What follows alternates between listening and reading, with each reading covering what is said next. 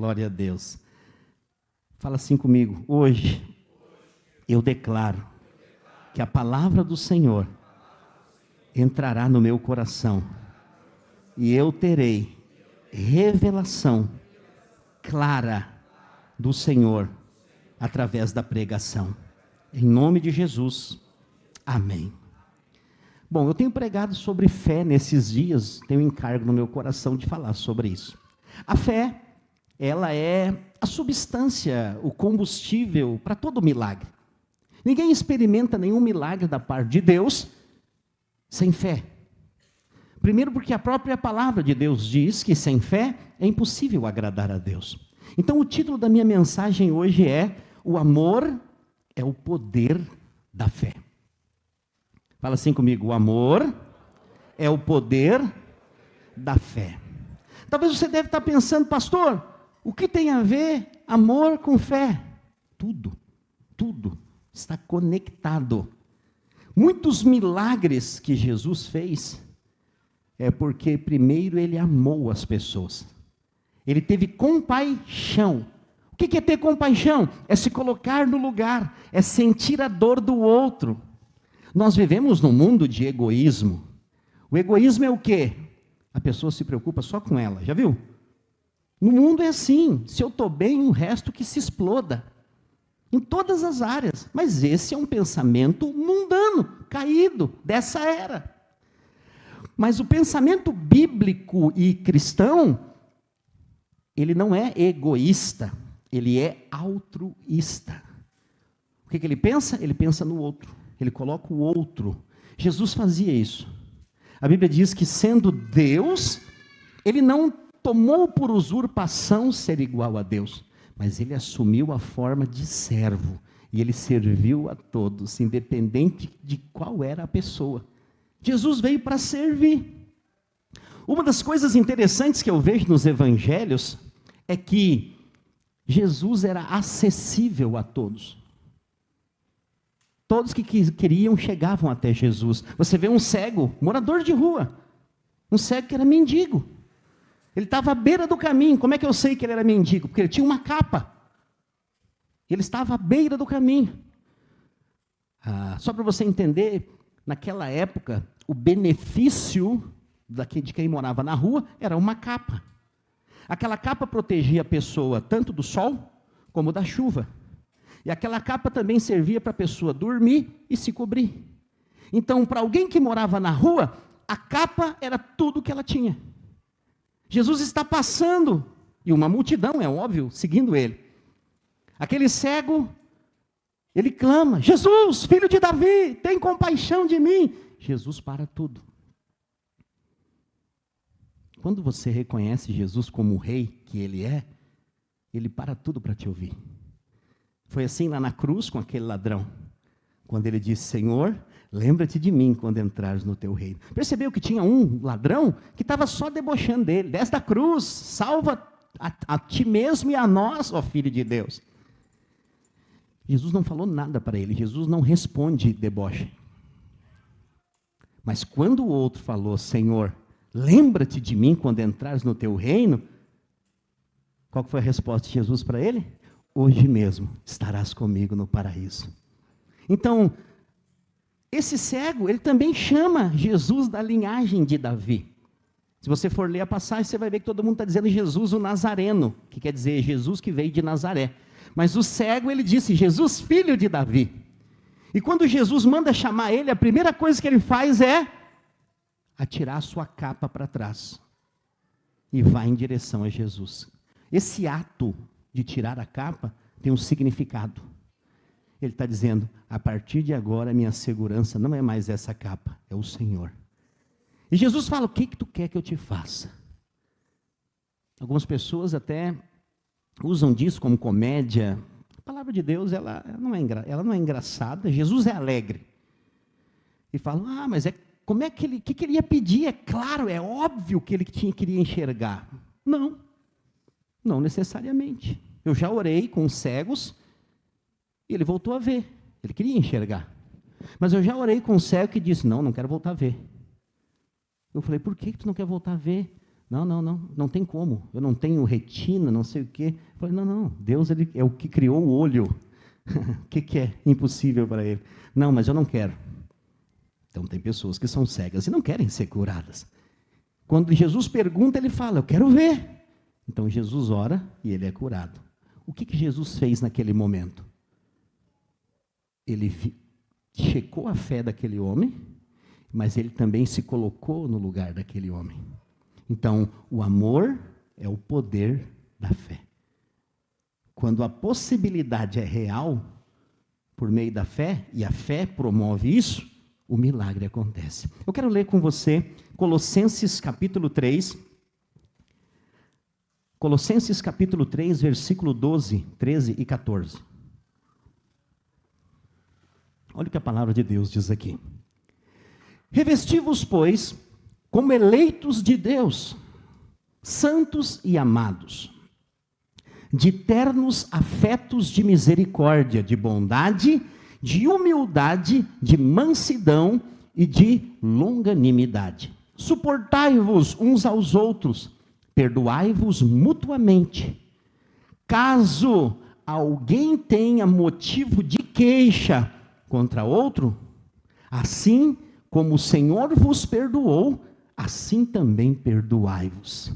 Volta, eu quero ler de novo esse versículo. Preste atenção. A palavra de Deus está dizendo aqui, o próprio apóstolo Paulo que escreveu a carta aos Colossenses. Ele está dizendo, suportai-vos uns aos outros. Ele está falando, essa carta é escrita para a igreja. Você sabe que nem tudo que está escrito na Bíblia é para nós vivermos. Nem tudo que está escrito na Bíblia nós conseguimos viver e nem é para nós. Tem coisa que é para os judeus. Tem coisa que é para o perdido. E tem coisa que é para a igreja. Então aqui, Paulo está escrevendo à igreja que reúne em Colosso, os colossenses. Ele está dizendo, suportai-vos uns aos outros. O que isso significa na prática? Que às vezes tem irmãos que têm menos entendimento.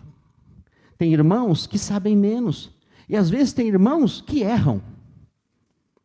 Ele está dizendo, suportai-vos uns aos outros. Ele diz assim, perdoai-vos mutuamente. Quem precisa de perdão? Quem reconhece que errou. É ou não é? Quando você erra, você sabe, nós ensinamos aqui, fizemos um jejum sobre o perdão total.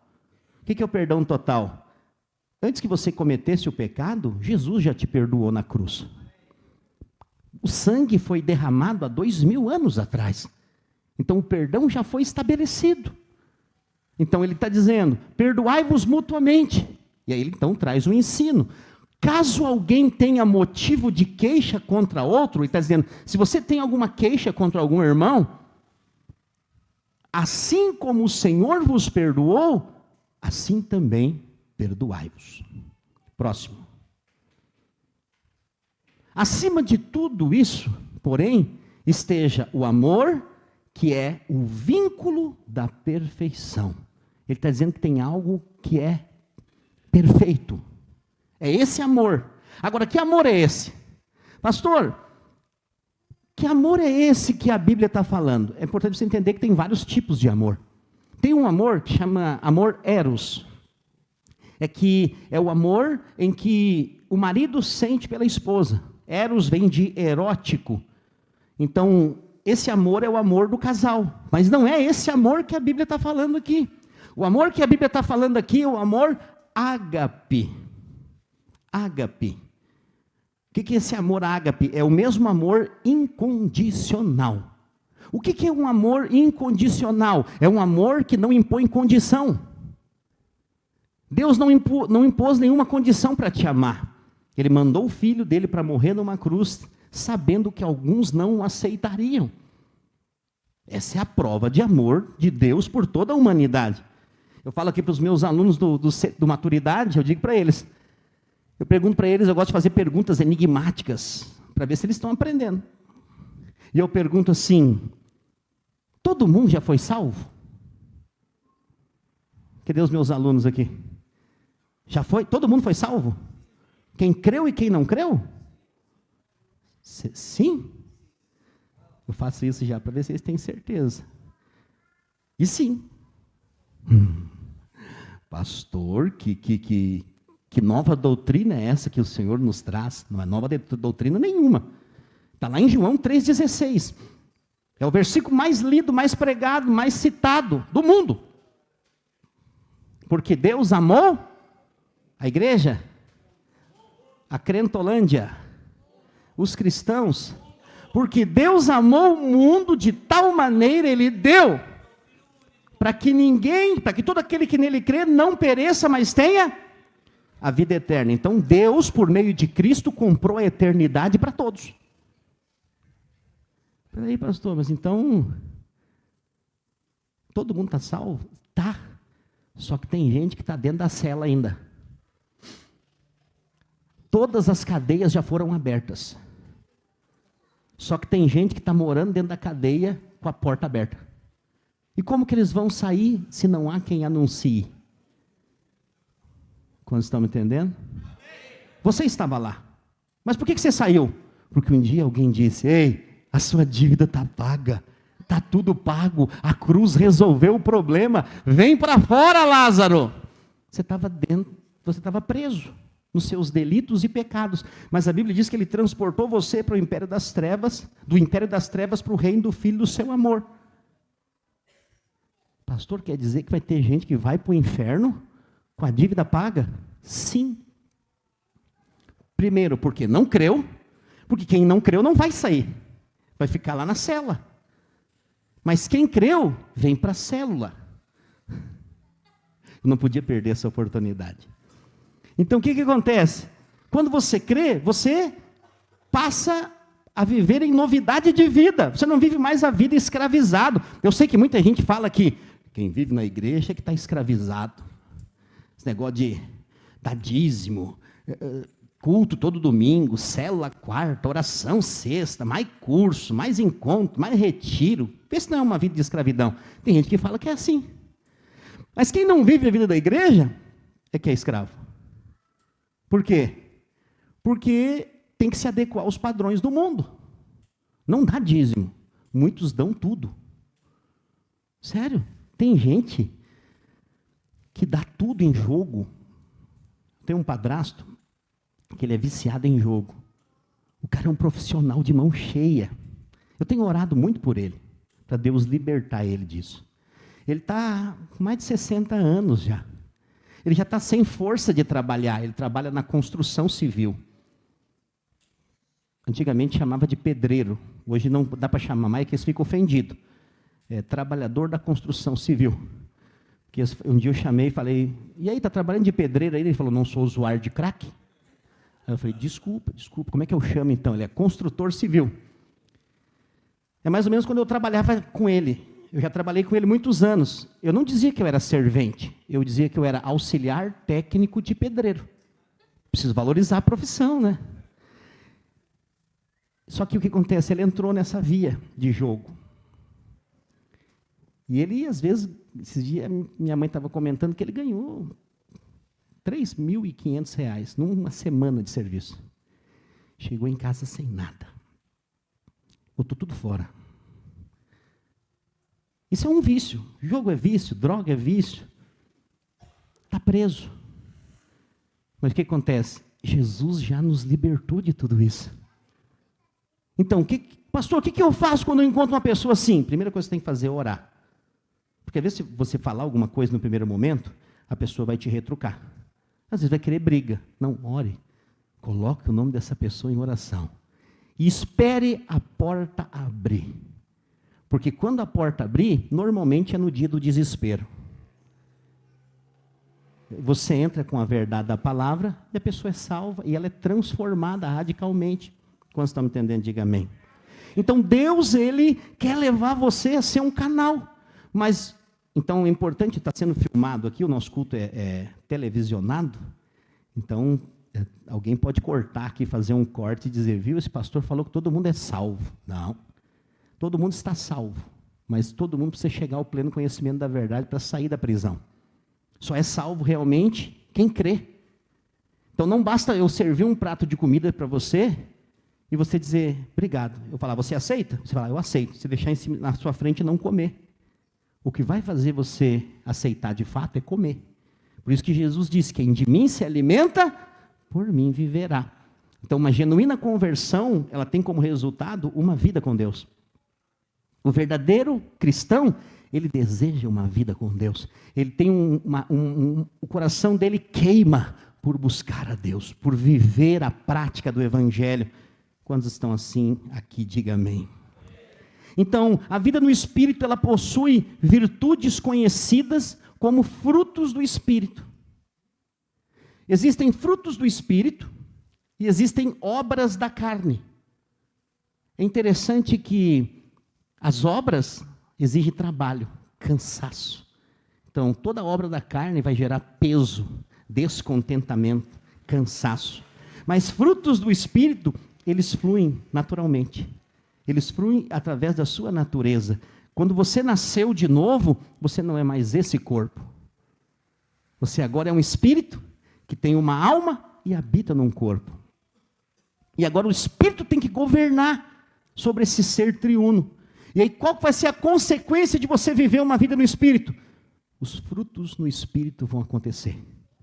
Você planta uma árvore frutífera e você só precisa esperar, que vai ter um momento que ela vai dar fruto.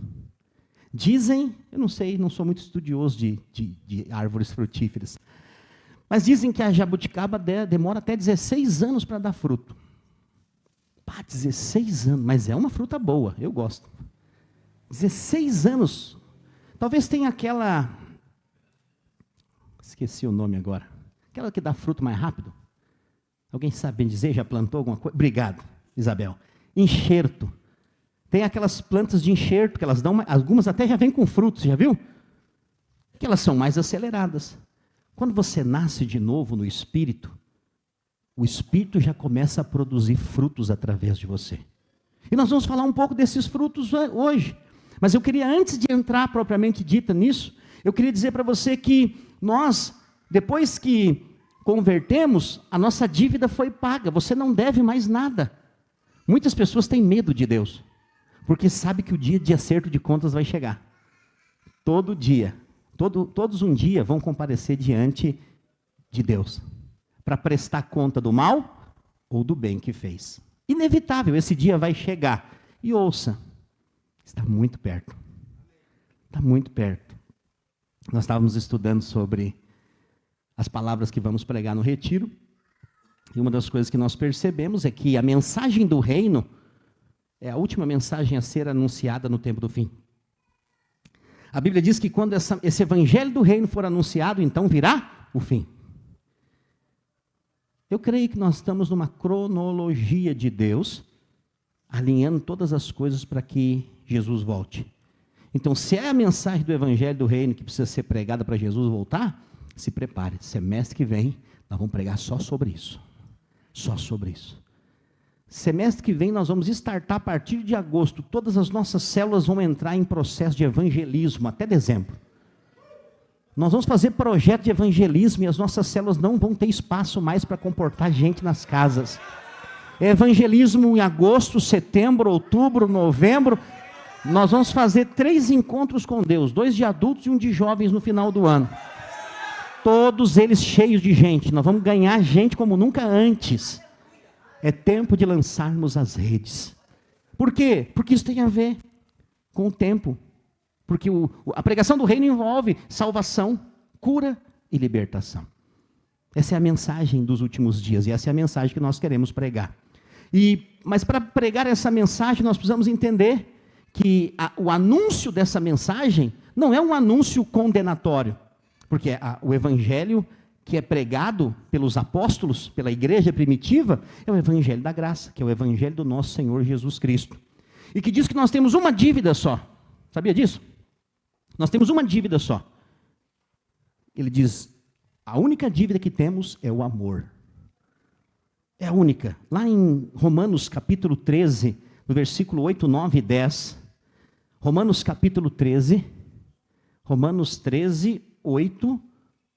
Nós vamos ler o 8, o 9 e o 10. Vai aparecer aí. A ninguém fiqueis devendo coisa alguma, exceto o amor, com que vos ameis uns aos outros. Pois quem ama o próximo tem cumprido a lei. Pois isto não...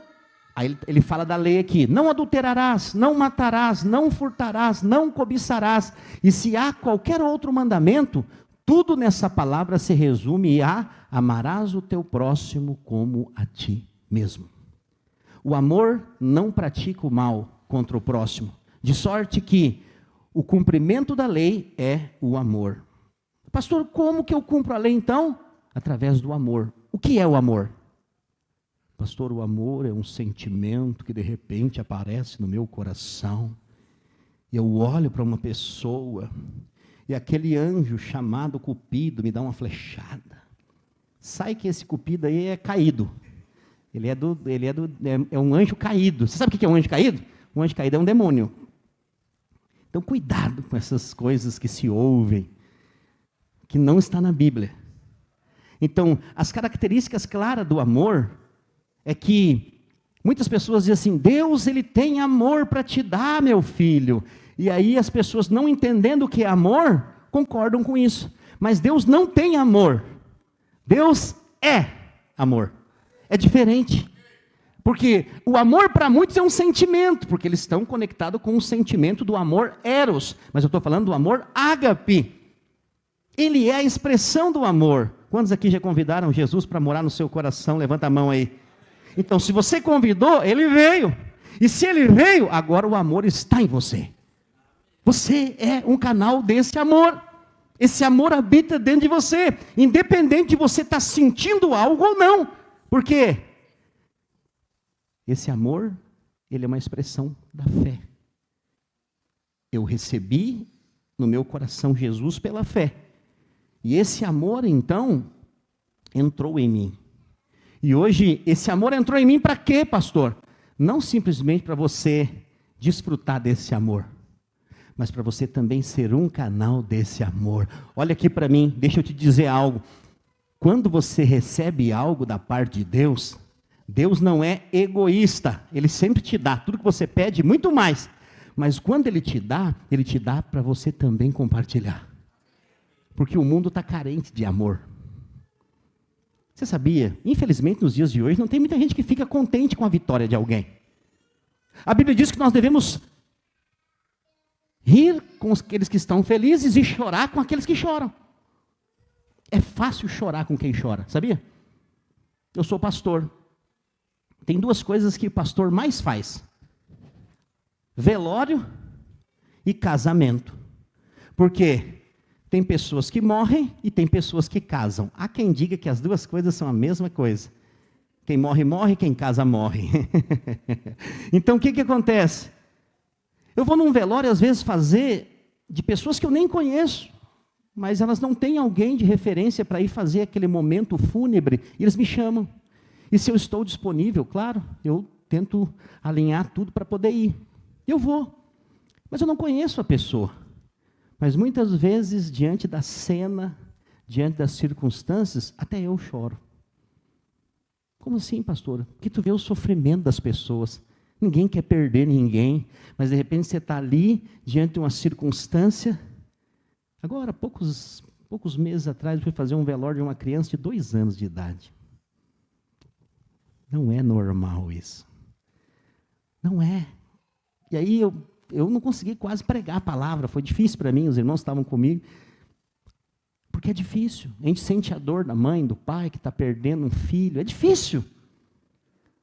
Por que eu estou te falando isso? Porque às vezes é fácil chorar com os que choram. É fácil chorar com os que choram.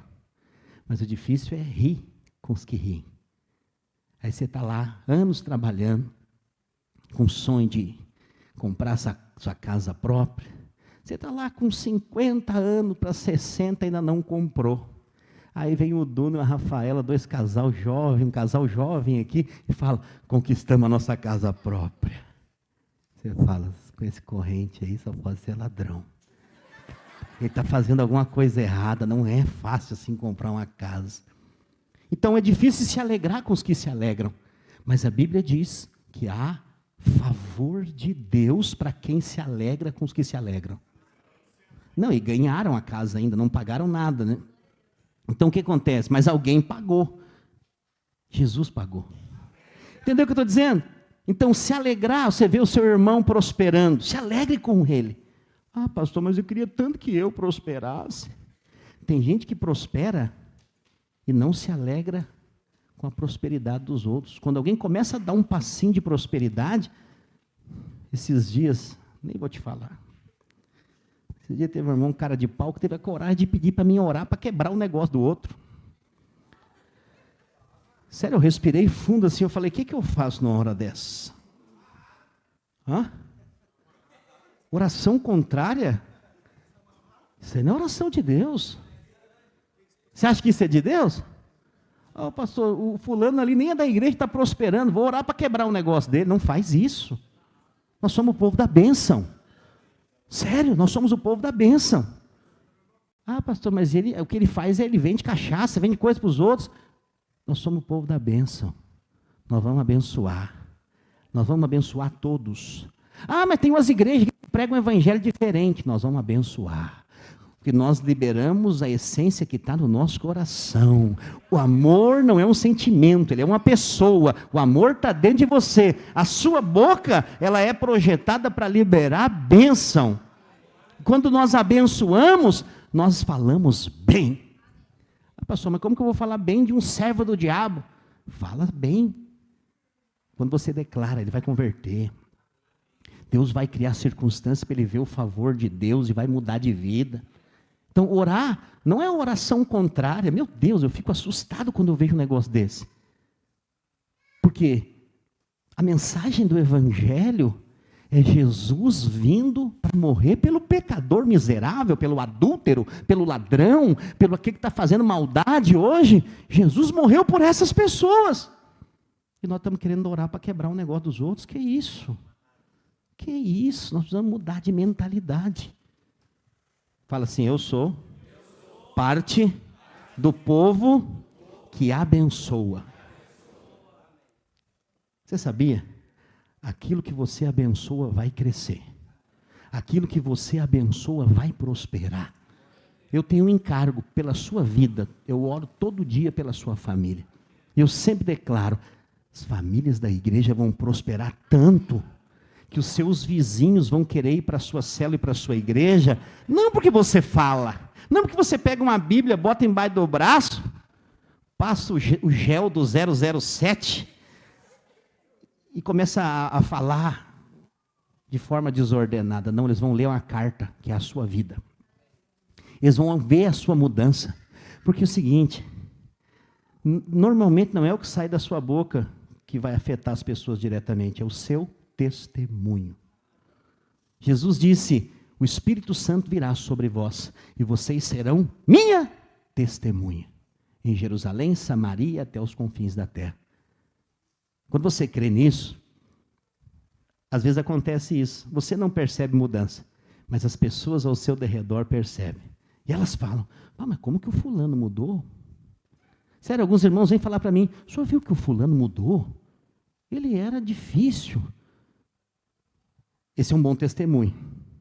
O testemunho ruim é aquele assim, mas esse fulano nunca muda. Então assim, esse não é o seu testemunho, amém? Porque às vezes nós vivemos num mundo que oscila, mas nós não estamos no mundo, nós estamos alicerçados na rocha que é Cristo. Então esse amor nos sustenta, esse amor é uma pessoa, não é um sentimento, ele está dentro de nós. Quando você abrir a sua boca, vai sair de dentro de você o que está dentro. Porque a boca fala? Exatamente. Então, nos dias de conflito, atrito, vai ser isso que vai acontecer. Você vai perceber, mas nessa situação eu agiria diferente. Eu já ia perder a paciência, já ia para a briga, mas parece até que eu sou meio bobão, estou aceitando as coisas assim de... Não, é mudança. É o Espírito assumindo o controle no lugar da carne. Você já não passou por essa experiência de você pensar assim, mas se fosse em outro tempo, o meu facão ia cantar aqui. Se fosse num outro tempo, a chibata ia pegar aqui agora. Mas se fosse num outro tempo, eu ia atrás desse sujeito agora, até pegar ele. Aí você fala assim, mas por que a pessoa está falando isso? Porque ela mudou, teve mudança. O Espírito agora está dominando sobre a carne. Então saiba que esse é um grande testemunho de Deus na sua vida. E à medida que você vai andando com Deus, trilhando esse caminho, o que vai acontecer? Você vai se permitindo ser transformado, mas você tem que comer a comida que está sendo servida. Que comida é essa, pastor? É o Evangelho. O Evangelho que te justifica. O Evangelho que te coloca na posição de filho amado de Deus. Porque quando o diabo vier bater na sua porta para te condenar, saiba, nenhuma condenação há para aqueles que estão em Cristo Jesus. Seus erros não definem quem você é. Amém? E aí então, Paulo fala aqui das características desse amor. Que nós recebemos no nosso coração e que precisamos agora permitir que ele flua através de nós.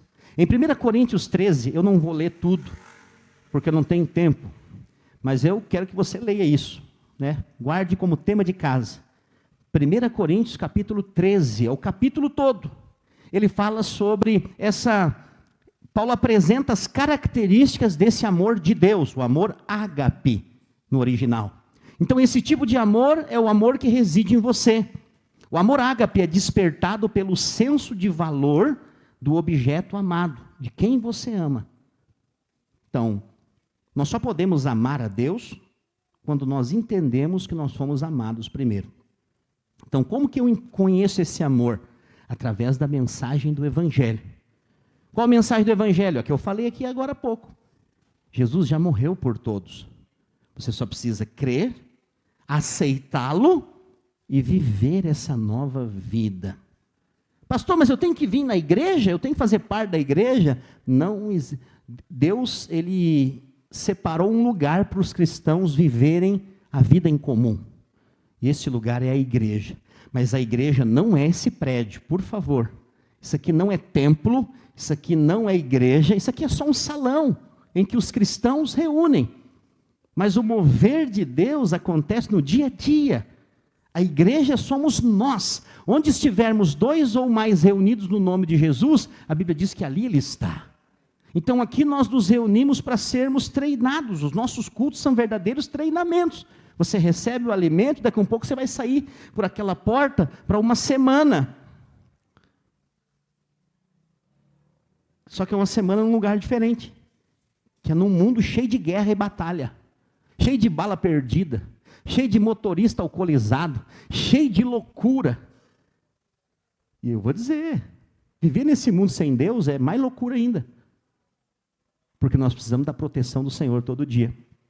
Então, alguns testemunhos foram contados hoje aqui de livramento, mas quantos você nem sabe? Quantas balas perdidas Deus teve que desviar da sua direção? Quantos carros Deus teve que tirar da sua trajetória? Um dia que você de repente, hoje eu não vou por aqui, eu vou por aqui. E você acha que foi coisa da sua cabeça, mas era Deus te livrando da morte, porque vinha um motorista bêbado ali, ia chocar com o seu carro, ia morrer você e sua família. Deus estava te dando livramento.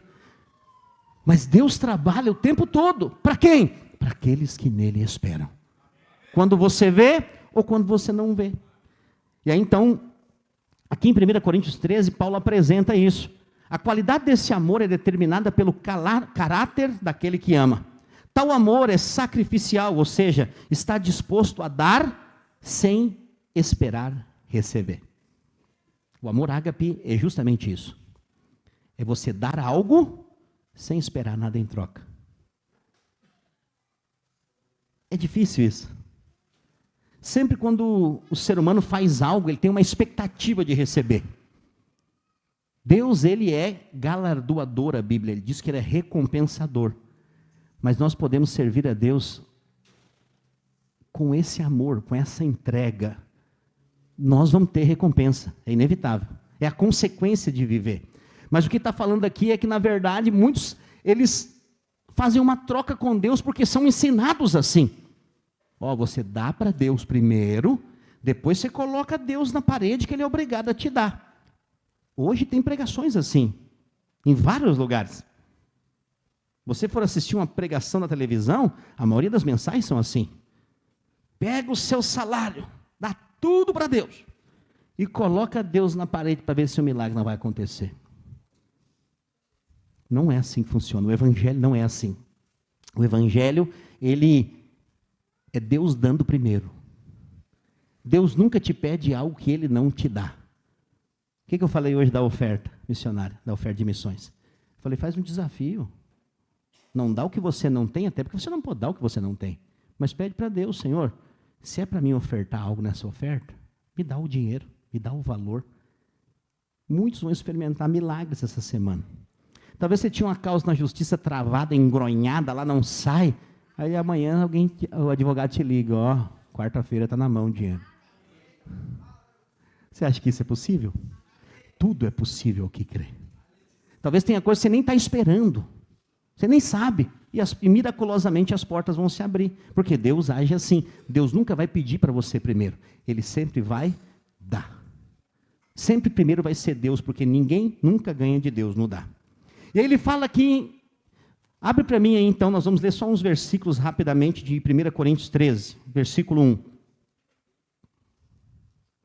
Ainda que eu falasse a língua dos homens, dos anjos, se não tiver amor, serei como um bronze que soa ou como um símbolo que retine.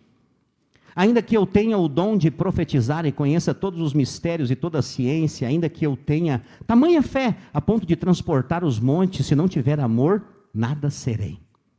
E ainda que eu distribua todos os meus bens entre os pobres, e ainda que entregue o meu próprio corpo para ser queimado, se não tiver amor, nada disso me aproveitará. O amor é paciente, é benigno. O amor não arde em ciúmes, não se ufana, não se ensoberbece. Não se conduz inconvenientemente, não procura os seus interesses, não se exaspera, não se ressente do mal. Não se alegra com a injustiça, mas regozija-se com a verdade. Tudo sofre, tudo crê, tudo espera, tudo suporta. O amor jamais acaba.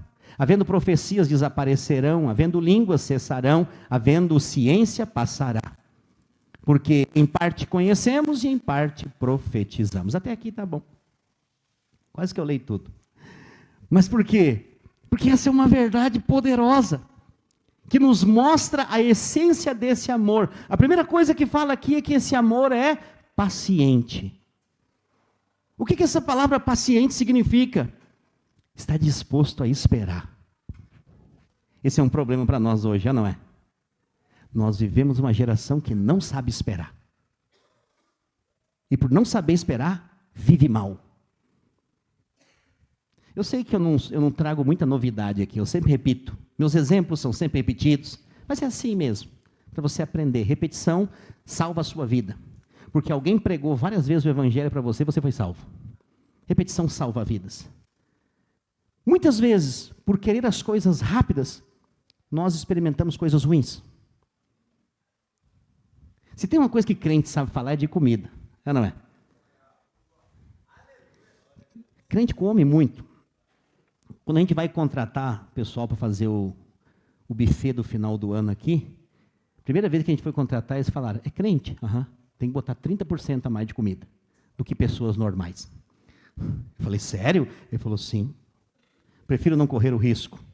Eu falei, conhecendo a minha turma aqui, faz bem. Então, muitas vezes uma boa comida demora tempo para ser preparada, não é? Todos nós aqui um dia tivemos uma avó, uma mãe, que começava a cozinhar às 9 horas da manhã. Para a comida ficar pronta meio-dia em ponto, porque elas são sistemáticas. E que comida, né? Eu e meus irmãos eram tudo sem pescoço. Não mudou muito, mas assim, já melhorou. Porque, por mais simples que fosse a comida, arroz, feijão e carcaça de galinha. Alguém já comeu isso? Era uma delícia. Era uma delícia. Demorava tempo, a mãe fazia tudo com carinho, tempero, picava, era o fogão a lenha. Maravilha. Comida boa. Como é que é hoje? Sim, miojo, lamen. 3 minutos. Parece um vômito. É, não é? Ai, pastor, mas sim é uma maravilha. Faça-me o favor. Cada um tem um gosto, mas que gostinho terrível esse gosto. Mas o que eu estou falando aqui? Nem estou falando de comida necessariamente, estou falando de tempo. Uma comida boa leva tempo.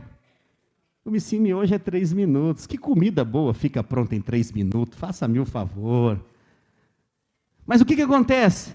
O desafio de todos nós é ser paciente, porque o amor é paciente. Agora, concernente ao amor, o que está dizendo aqui na vida da igreja? Você tem que ser paciente, espera o seu irmão, ele vai mudar. Nem todo mundo é igual aqui. Ah, pastor, mas o fulano já tem tempo de igreja, não muda, espera. Mas tem gente que quer expulsar as pessoas da igreja. Manda embora, não mudou, continua fazendo isso. Calma, meu filho. O amor é paciente, espera. As coisas vão acontecer. O evangelho de Jesus Cristo, ele é irresistível. A palavra da graça é transformadora. Pode ser o maior angu de caroço da face da terra, vai ter uma hora que vai desmanchar esse caroço. E vai acordar e vai ser uma bênção na vida da igreja. Quantos estão entendendo? Diga amém. Quantos aqui um dia já foi esse angu de caroço? Mas não é mais. Você agora é uma bênção. Então valeu a pena esperar, é ou não é? Porque esperar é de Deus. Então nós acreditamos que o amor, ser paciente, é saber que quem faz a obra não somos nós, é Deus. Às vezes um casamento, para ele se tornar um bom casamento, ele leva tempo. Sério. Sim, os jovenzinhos casam, beleza, glória a Deus, é bom casar, isso aí mesmo. Constitua família. Mas casamento bom é depois de 20 anos. Como assim, pastor? Depois disso, antes disso, complicado. Um dia, muitos anos atrás, numa cidade longe daqui, um jovenzinho me procurou e falou: pastor, eu quero casar. Eu falei: glória a Deus. Ele falou assim: e com uma menina? Eu falei: aleluia, aleluia. E ele falou assim: eu tenho um objetivo. Eu já ouvi tantos jovens. Eu louvo a Deus que eles são sinceros, eles abrem o coração para a gente. Eu só falo aqui porque eles não estão aqui, já estão em outros lugares, para não envergonhá-los. Mas sempre tem as mesmas perguntas. Ele falou assim: sabe o que eu quero, pastor? É porque eu não quero pecar. Eu quero casar para poder fazer sexo todo dia. Eu conto ou tu conta? Hã? Quem conta? Olha o que passa na cabeça do sujeito. Os casados aqui, eu conto ou você conta? Porque para muitos casar é isso. Não é. O tempo vai passar. E o companheirismo vai ser o que vai ficar. Tudo é bom na vida a dois.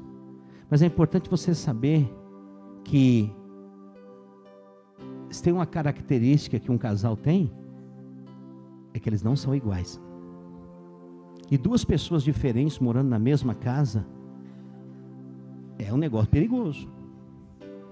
Se Deus não tiver com eles, isso pode dar tragédia.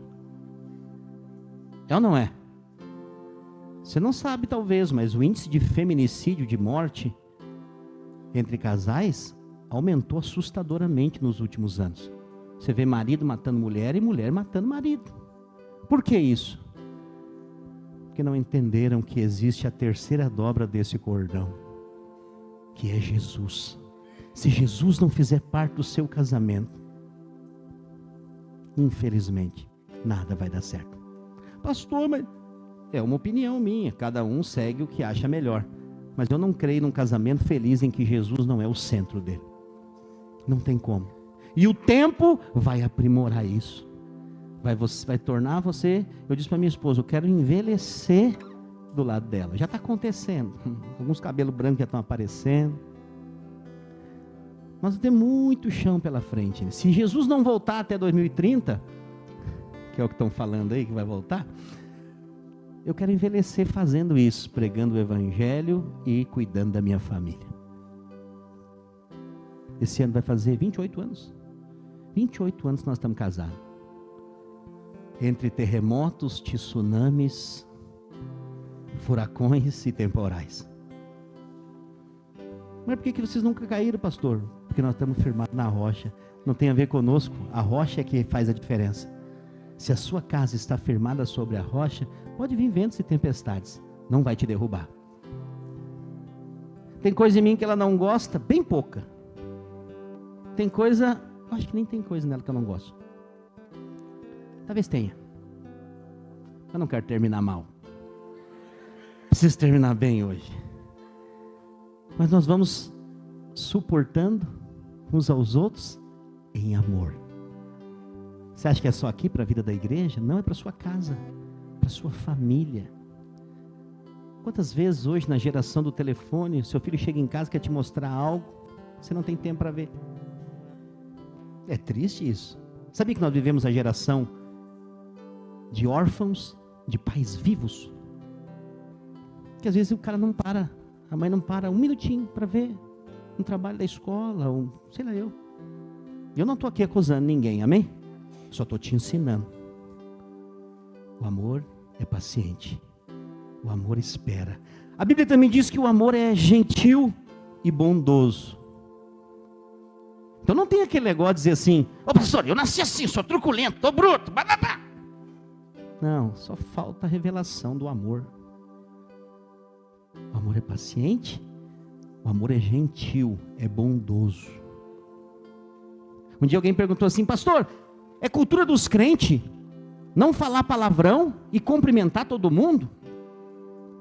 Eu falei, não deveria ser cultura dos crentes, isso aqui é respeito. É cultura de um ser humano decente. Ele não fala palavrão e ele cumprimenta as pessoas, é gentil. Ele falou, porque eu era de uma igreja em que as pessoas tudo se abraçavam no culto. Mas quando se encontrava na rua, no supermercado, nem se olhava.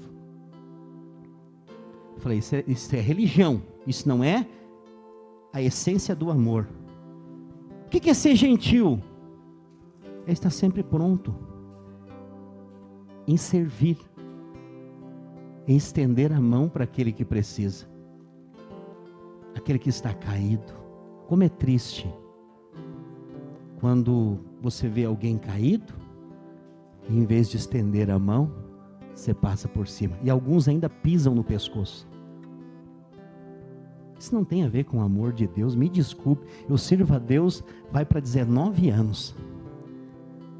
E o que eu aprendi desde a essência da minha conversão é que se você cair, Ele te levanta. Se você chorar, Ele te consola. Se você estiver passando pelo vale da sombra da morte, Ele vai com você.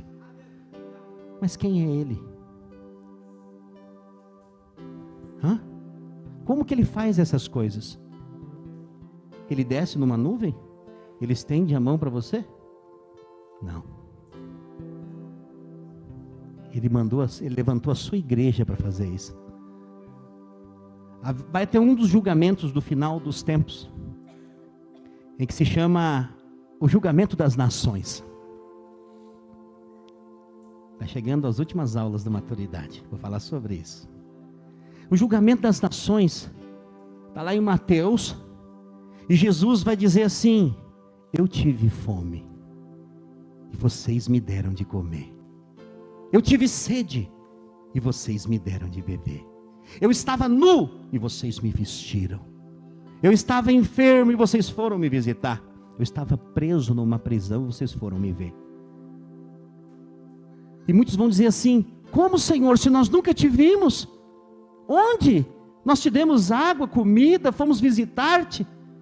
E Ele vai dizer assim, quando vocês fizeram isso a um dos meus pequeninos irmãos. Quem são os pequeninos irmãos de Jesus? Somos nós, a igreja. Quando você estende a mão para levantar quem está caído, não é a sua mão, não se iluda, é a mão de Deus. Mas quantos nessa geração hoje que vivemos, ficam até alegres quando alguém cai? Nós precisamos revisar o papel da igreja. O papel da igreja é servir com alegria o seu próximo, não se beneficiar a si mesmo. Os papéis se inverteram. Hoje tem muita gente se beneficiando em prol do Evangelho. Jesus não veio se beneficiar, Ele veio morrer para beneficiar outros. Essa é a mensagem da cruz. Então, quando nós experimentamos esse amor, essa intimidade com o Senhor, nós vamos expressar isso. Pastor, eu não consigo ainda. Calma, só permanece. Continue fazendo o que você está fazendo, servindo a Deus. Vai para a célula, vai ter tempo de qualidade com Deus. Isso vai acontecer naturalmente, é um fruto. Vai ter um momento que ele vai fluir. A Bíblia também diz que o amor não arde em ciúmes. O que é isso? Nunca fica... Já viu aquelas pessoas que têm desconfiança de tudo? Você está ali, num ambiente, de repente alguém começa a rir ali, a pessoa fala, está rindo de mim. Tem duas pessoas conversando na porta, fala, estão falando de mim. Tem mania de perseguição. Ou casamentos, até mesmo pessoas que estão em relacionamento com ciúmes doentio, que na verdade mostra falta de segurança. O ciúmes doentio, ele na verdade é uma expressão do medo que você tem, do outro tem, de fazer o que você teria coragem de fazer. Isso é muito sério. Porque tudo que é doentio não é de Deus. Existe um ciúme saudável, pastor? Talvez tenha. Mas não é a minha pauta de hoje. Então ele fala que o amor não se arde em ciúmes. O amor vive para fazer o outro feliz. A raiz de todo relacionamento é esse. Então, o líder de célula hoje, falando na nossa visão. Qual que é a visão clara de um líder de célula? Servir. E aqueles irmãos da sua célula, ele não está preocupado que algum vai passar por ele. Não, o alvo dele é que esses meus irmãos aqui hoje, eles vão muito além do que eu fui. Eles não vão ser só líderes, vão ser discipuladores, vão ser pastores. Isso que é saudável.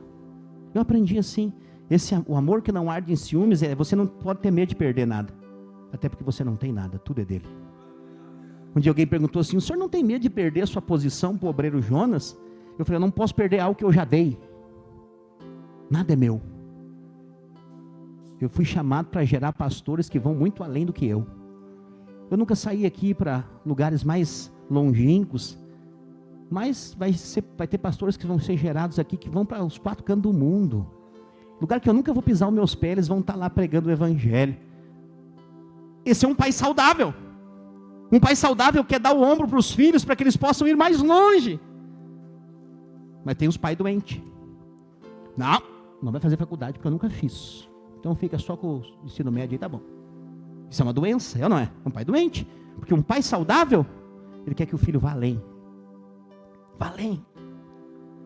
Então esse é o desejo do coração, do amor, que não arde em ciúmes. E ainda ele diz assim, o amor não se ufana. O que é ufanar? É não se gabar, não fazer exibição própria. Então, saiba de uma coisa. Tudo que você é e virá a ser, tem a ver com quem está em você. Porque quando eu olho para mim mesmo, sabe o que eu vejo? Limitação, insegurança, alguns medos. Aí você pode dizer, pastor, mas é isso que eu vejo em mim. Pois é. Mas Jesus não manda nós olhar para nós. Manda nós olhar para Ele. Porque quando você entende, um dia o irmão falou assim, eu não me sinto apto para liderar uma célula ainda. Eu falei, é desses aí que Deus gosta. Deus pega quem não é, para que a glória seja dada só para Ele. Quanto menos eu for um super-herói para você, eu já tive pastores que foram super-heróis. Era difícil se parecer com ele. Muito santo, muito isso, muito aquilo. Já conheci também outros que pareciam anjos na terra. Pessoas difíceis de ser alcançadas. Mas quando você olha para Jesus, o que você vê? Alguém acessível. Alguém que é fácil de seguir.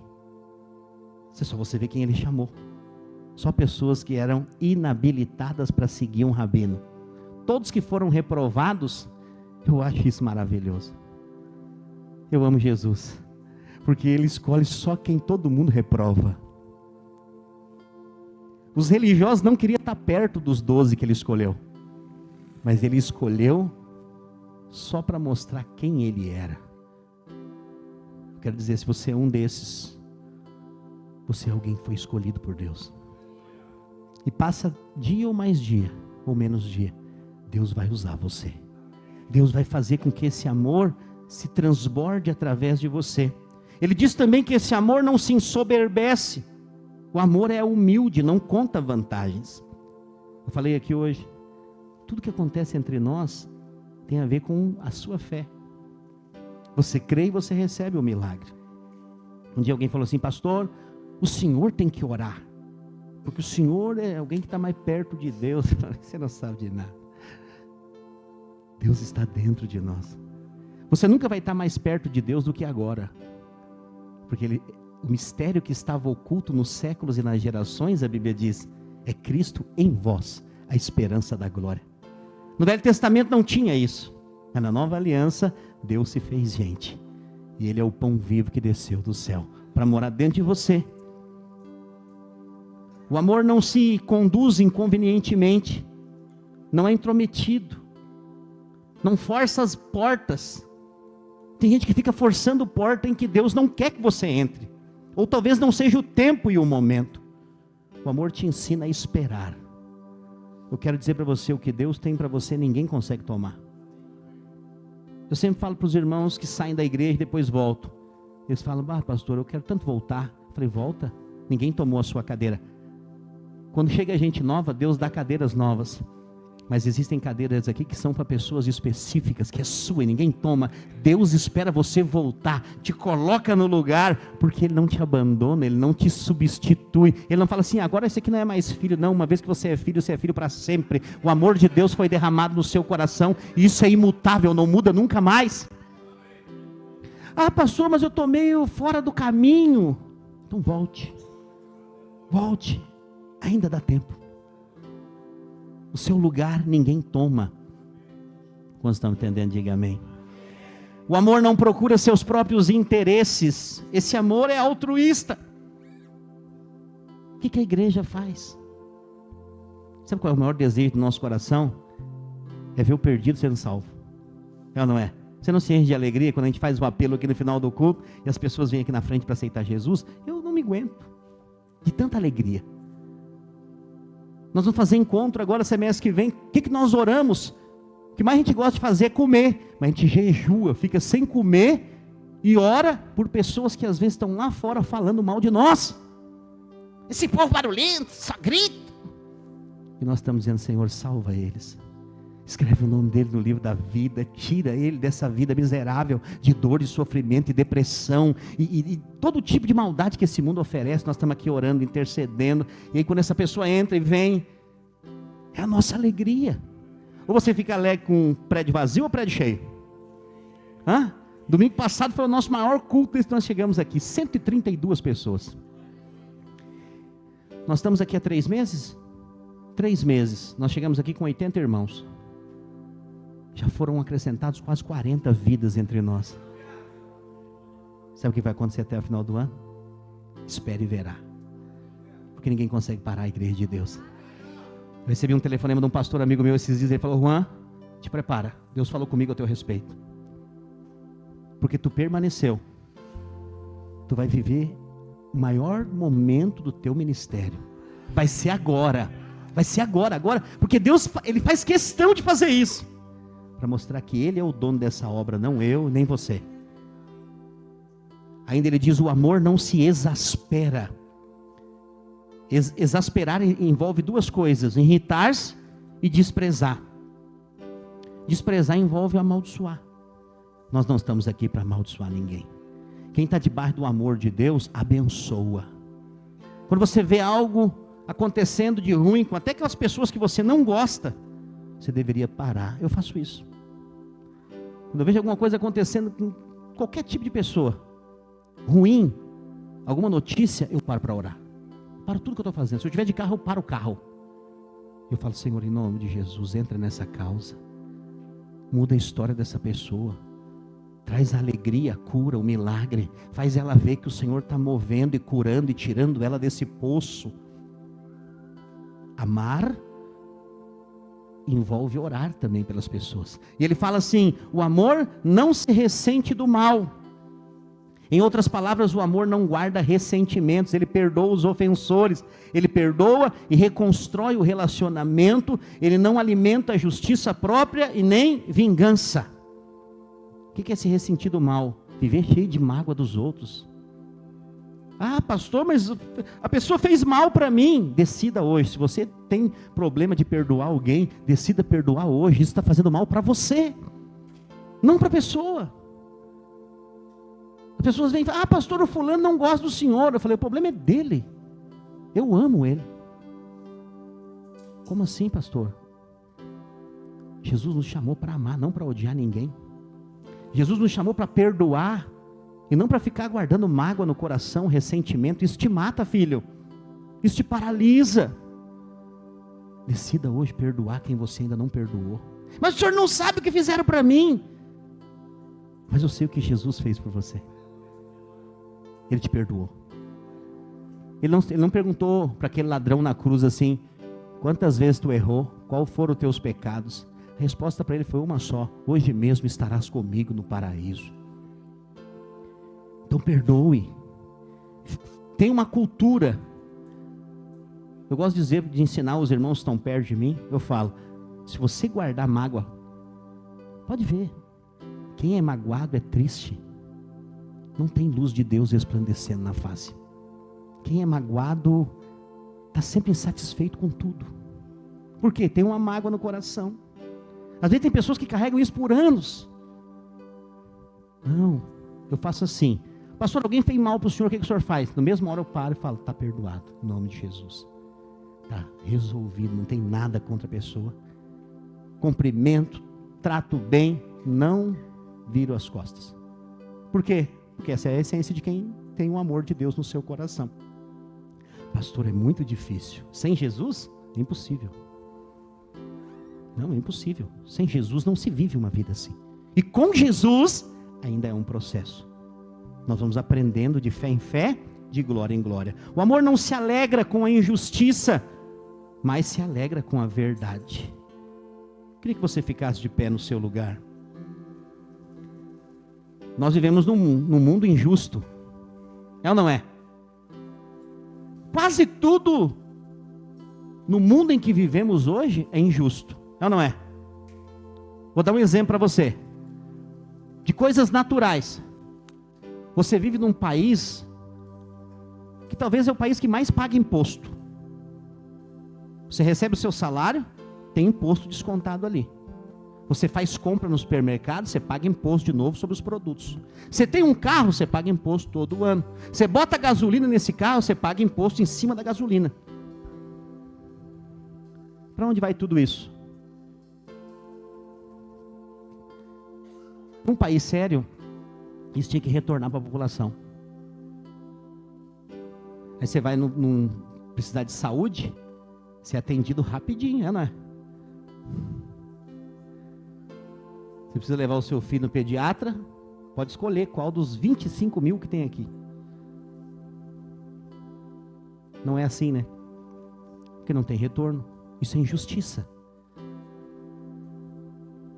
Mas eu não sou contra a política, por favor. Mas um trabalhador hoje, um político ganha 10, 15, 20 vezes mais que um trabalhador que paga o salário dele. Não é injusto isso? É injusto. É muito injusto. Por favor, eu não estou falando de política. Eu só estou falando de injustiça. Tem muito mais coisas que é injusta. Mas a Bíblia diz que Jesus vai estabelecer o seu trono de justiça na terra. E aí tudo vai mudar. Tudo vai ser diferente. Mas a nossa alegria não é com a injustiça. Eu não fico alegre com isso. Nós ficamos alegres com a verdade. Mas não é aquela verdade que as pessoas falam assim, ó, vou falar umas verdades para esse fulano, agora vai ter que me ouvir. Mas é falando a verdade em amor. Nós não falamos verdades para colocar ninguém para baixo. porque a verdade também não é nada mais, nada menos do que Jesus. Ele diz: eu sou o caminho, a verdade e a vida. E por fim, o amor tudo sofre, tudo crê, tudo espera e tudo suporta. O amor jamais acaba. O amor não diminui, ele só cresce. Ah, pastor, eu sinto que o meu amor está diminuindo. Eu não sinto mais aquele amor. Você não vai sentir, porque o amor não é um sentimento, o amor é uma decisão. Teve dias no meu ministério que foi só a decisão que me sustentou. Eu não tinha vontade de fazer nada. Eu não tinha vontade de continuar. Eu não tinha vontade de pregar, eu não tinha vontade de orar, eu não tinha vontade de ler a Bíblia, eu não tinha vontade de atender pessoas, eu não tinha vontade de nada. Mas a decisão, eu fui chamado para isso. Independente de sentimento ou não. Casamento é a mesma coisa. Vai ter dias que você não vai sentir nada. Nada. Mas você precisa ter uma decisão. Você e seu cônjuge foram unidos para um propósito, independente de sentimento qualquer. Hoje é dia 8. Daqui 4 dias é o dia dos namorados, né? Dia 12. É importante você preparar um momento especial. É todos os dias, mas nesse afã de dizer todos os dias, ninguém faz nada daí. Não, toma-se como um dia especial, vai jantar fora. Separa um tempo para investir no seu casamento. Vai comendo, pastor, mas coisa feia, ó. Vai para uma praça, bota um lençol, coloca, sei lá eu. Criatividade é mais do que dinheiro. Mas investe, porque esse negócio de amor acabar não existe, amém? Porque segundo a palavra de Deus, que é a verdade, o amor jamais acaba. E os frutos desse amor, ele está em nós. Quando eu falei tudo isso para você, talvez você pense assim: isso aqui é inatingível, não tem como conseguir cumprir tudo isso aí e fazer. Não, é sim, em Deus. Não é você que vai fazer, é frutos que vão manifestar ao longo da sua caminhada. Se olharmos para nós mesmos, parece que estamos fora. Quando você olha para a sua limitação, é como um vegano num churrasco gaúcho. Se sente perdido. Mas a verdade é que Cristo te capacita para viver essas coisas. E como, pastor? Quando você vai amadurecendo. Paulo termina esse capítulo 3 dizendo: quando eu era menino, agia como menino, pensava como menino, mas depois que eu me tornei adulto, maduro, deixei as coisas de menino. Ele está falando de maturidade. E ele conclui o capítulo falando sobre isso. Mas o que ele fala primeiro? Quando eu era menino, falava como menino, pensava. O falar vem primeiro. Isso quer dizer que a sua confissão determina a sua maturidade. Não é o que você faz, é primeiro o que você fala. Por quê? Porque a sua língua é o lêmen do seu corpo.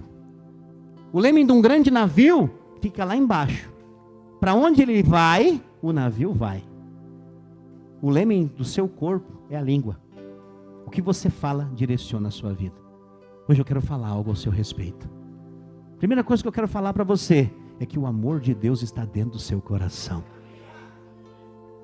Pastor, o senhor não me conhece. 90% que o senhor falou, eu estou fora, não cumpro. Então eu vou repetir. O amor de Deus está dentro do seu coração. A segunda coisa que eu quero falar para você é que você é um canal desse amor. E o Espírito de Deus, ele vai te conduzir para falar da parte do Senhor. Falar o quê? Palavras de bênção, palavras de vida, na sua casa, para os seus filhos, para a sua esposa, para o seu marido, para os seus irmãos, na sua célula. Para de falar que não vai dar certo. Começa a crer e falar de acordo com a sua fé. Vai dar certo. Quando você chegar na sua célula, você vai dizer: essa célula aqui vai ter dias que eu não vou conseguir chegar, que vai ter muita gente, não vai ter mais espaço. Ah, mas de onde é que vão sair os líderes? Deus vai nos dar líderes em treinamento, homens chamados por Deus, que são posicionados, trabalhadores. Nós estamos orando por isso. Nós precisamos falar de acordo com aquilo que nós estamos pedindo. Aí você ora pedindo um casamento feliz, mas quando você fala, meu casamento não é ruim, é terrível. Não, fale de acordo com aquilo que você está pedindo. Pastor, eu quero ser um líder. Quer ser um líder? Amém. Deus vai te levantar como um líder. Existe um trilho, Deus vai te conduzir nesse caminho. E Deus vai te tornar alguém mais maduro, para você entender essa caminhada. Eu queria que você passasse a mão no ombro desse irmão que está do seu lado aí. Fechasse os seus olhos por um instante. Nós vamos encerrar agora. Se talvez você tenha controlado o curso da sua vida até aqui. Talvez você tenha a sua vida no seu controle. Olá. Talvez hoje o Senhor está te chamando para entregar o controle da sua vida na mão dEle. Experimenta em fé hoje. Pastor, hoje eu quero entregar a minha vida para Jesus. Eu quero reconhecer Jesus como Senhor e Salvador. Levante a sua mão aí no seu lugar. Se você hoje quer entregar a sua vida para Jesus, apenas levante a sua mão. Pastor, eu senti que Deus está me chamando para um tempo com Ele, né? Que eu quero entregar a minha vida. Hoje a salvação pode entrar na sua vida e através da sua vida a salvação pode entrar na sua casa. Tem alguém? Alguém que queira hoje entregar a sua vida para Jesus? Lá tem uma irmã lá atrás. Se alguém puder chegar junto dela lá. Tem uma irmã lá atrás levantando a mão. Aleluia. Aleluia. Mais alguém? Chega junto dessa pessoa. Se você puder, traz ela aqui junto para nós orarmos aqui junto, aqui na frente. Aleluia. Glória a Deus. Se hoje você quer, você também está conosco aqui no nosso canal do YouTube assistindo esse culto. Se você hoje sentiu a presença de Deus falando com você, também coloque a mão no seu coração aí, nós vamos orar. Aleluia. Glória a Deus. Aleluia. Aleluia. Mais alguém? Aleluia. Mais alguém que hoje queria entregar a sua vida para Jesus? Aleluia. Glória a Deus. Deus é bom. Aleluia. Amém? Glória a Deus. Obrigado, Senhor. Aleluia. Deus é maravilhoso. Amém? Você que veio aqui para orar, nós todos vamos orar junto com eles, para eles não ficarem envergonhados. Você que está aqui também pelo nosso canal do YouTube, coloque a mão no seu coração e ore, faça essa oração comigo. Diga assim: Senhor Jesus, hoje eu reconheço que Tu és o Filho de Deus, que morreu numa cruz para me salvar. Perdoa os meus pecados, escreve o meu nome no livro da vida. A partir de hoje, eu sou um filho amado do Senhor. Amém. Aleluia. Glória a Deus. Aleluia. Deus é bom. Aleluia. Glória a Deus. Glória a Deus. Ore por essa pessoa agora, abençoe a vida dela. Pai, em nome de Jesus nós declaramos caminhos abertos, oportunidades, curas, milagres. Que elas sejam testemunhos para a Tua graça, para a Tua glória. Abençoa a vida delas, suas famílias. Que elas sejam, ó Deus, um canal do Teu amor, da Tua graça. Que elas possam desfrutar da proteção, do cuidado. Livra elas do mal, Senhor. Livra elas de todo o ataque do inimigo. Que elas sejam protegidas do Senhor e sustentadas pela Tua poderosa e forte mão. Em nome de Jesus. Diga amém. Aleluia. Glória a Deus. Dê uma salva de palmas ao Senhor Jesus. Aleluia.